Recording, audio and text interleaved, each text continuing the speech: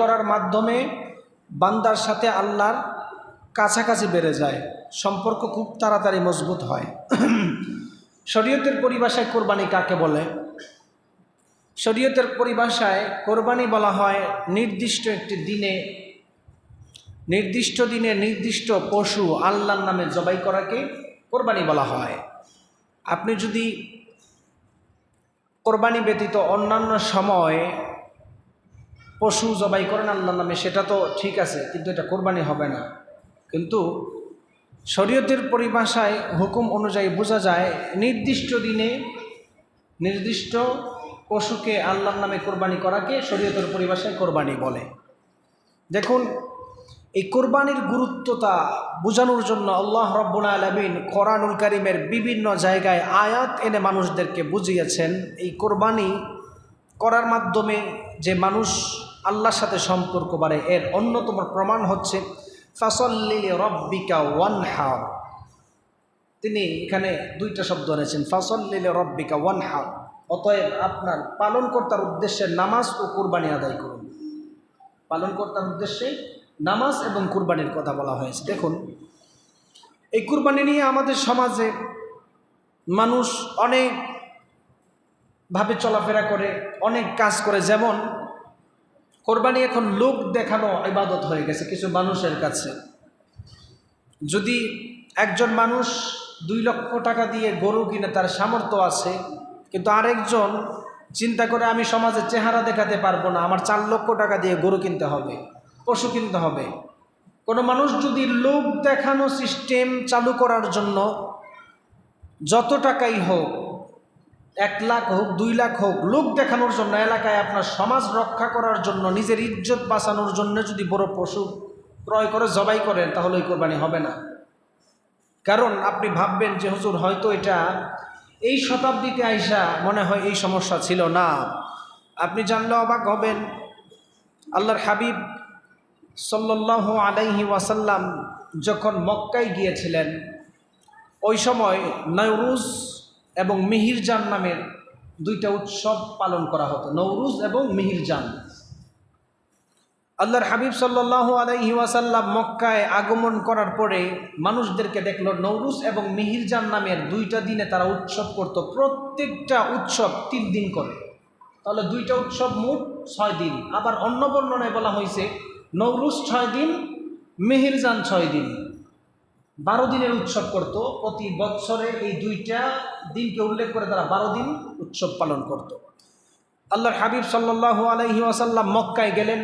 মক্কায় যাওয়ার পরে মানুষদেরকে জিজ্ঞেস করলো, যেই মানুষ নওরুজ এবং মিহিরজান নামের এই 2টা দিবসকে উদ্দেশ্য করে তারা 12 দিন যে উৎসব করে, এটা কিসের জন্য? এলাকার মানুষ জবাব দিয়েছিল যে নবী মুহাম্মদ সাল্লাল্লাহু আলাইহি ওয়াসাল্লাম, আপনি মক্কায় এসেছেন, আপনি মক্কার কালচার জানেন না।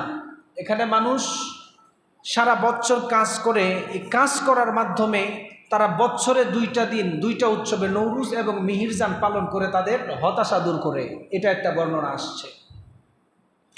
সবচাইতে অদ্ভুত বিষয় হচ্ছে এই নওরুজ এবং মিহিরজান সবাই এটা পালন করতে পারতো না, অথচ আপনি দেখেন আমাদের মুসলিম ধর্মের প্রত্যেকটা ইবাদত এমনভাবে আল্লাহ তাআলা দুনিয়াতে প্রেরণ করেছেন, এখানে কোনো বড় লোক নাই, কোনো গরিব নাই।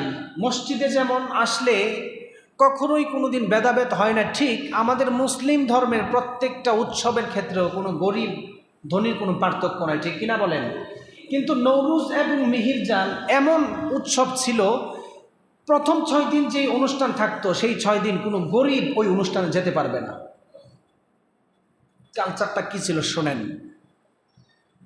প্রথম 6 দিন এলাকার সমস্ত, মক্কার সমস্ত ধনাঢ্য ফ্যামিলির মানুষ অনুষ্ঠান করত। এরপরের 6 দিন মধ্যবিত্ত এবং গরিবদের জন্য, মানে তাদের অনুষ্ঠানটা ভাগ করা হয়েছিল। তারা কি করত? ধনী গরিবের পার্থক্য করত। অথচ ইসলাম কিন্তু ধনী গরিবের কোনো পার্থক্য করে নাই। ইসলাম এমন এক ধর্ম, আল্লাহ তাআলা স্পষ্ট বলেছেন ইন্নাদ-দীনা ইনদাল্লাহিল ইসলাম, নিশ্চয় দিন আল্লাহর পক্ষ থেকে প্রেরিত একটি ধর্ম হচ্ছে ইসলাম।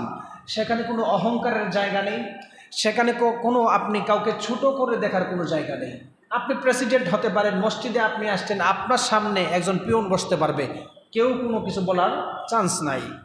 আল্লাহর হাবিব সাল্লাল্লাহু আলাইহি ওয়াসাল্লাম মক্কার মানুষদেরকে বলেছেন, এই দুইটা জিনিস যে করতেছো এইগুলার তো কোনো ভিত্তি নাই। তোমাদেরকে একটি সুসংবাদ দেই, আল্লাহ রাব্বুল আলামিন মানুষদের জন্য, মুসলিমদের জন্য, যারা দিন বিশ্বাস করে তাদের জন্য আল্লাহ তাআলা ঈদুল ফিতর এবং ঈদুল আদহা দুইটা ঈদ দিয়েছেন উৎসব করার জন্য। সুবহানাল্লাহ।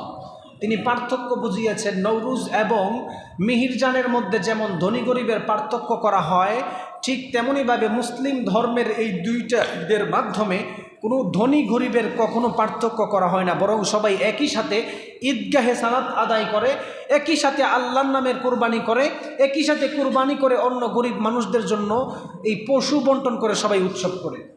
এই কথা শোনার পরে তো তারা অবাক। এটা হচ্ছে মূল একটা বিষয়। এটা আমাদের নবী, শেষ নবী মুহাম্মদুর রাসূলুল্লাহ সাল্লাল্লাহু আলাইহি ওয়াসাল্লাম থেকে এই সিস্টেমটা আসছে। কিন্তু এর আগে কোথা থেকে আসলো? দুইটা প্রেক্ষাপট শুনেন।